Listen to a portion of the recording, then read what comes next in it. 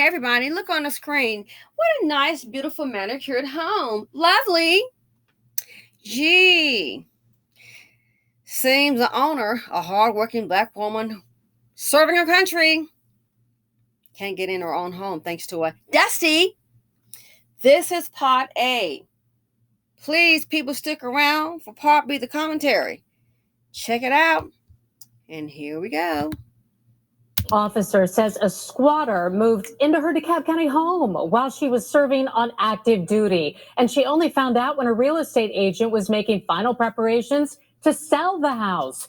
Channel 2 consumer investigator Justin Gray is here. And Justin, that's when they found out someone else had moved in. Well, Linda, they already had a buyer. The house was under contract.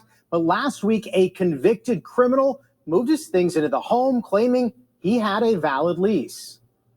He's not a tenant. He's a squatter. There are beware of dog signs in some windows, cardboard covering others. A car in the driveway of Lieutenant Colonel Delia DeRay's Ellenwood home in DeKalb County, where someone she's never met moved in without her knowledge or permission and won't leave. I felt violated.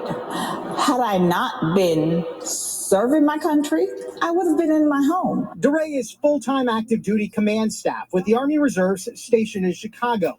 She was renting her DeKalb County home, but after a $35,000 renovation, put it up for sale. I got a cash offer. It was under contract. And that's when she says this man, Vincent Simon, apparently moved in, claiming this was his lease, that he'd paid $19,000 up front for 6 months. The police called the number that's on the lease. It doesn't exist. DeRay went to police, who told her it was a civil matter. This week, she served Simon with eviction papers, but he has a right to respond and have the case heard by a judge. I can't ask them to leave.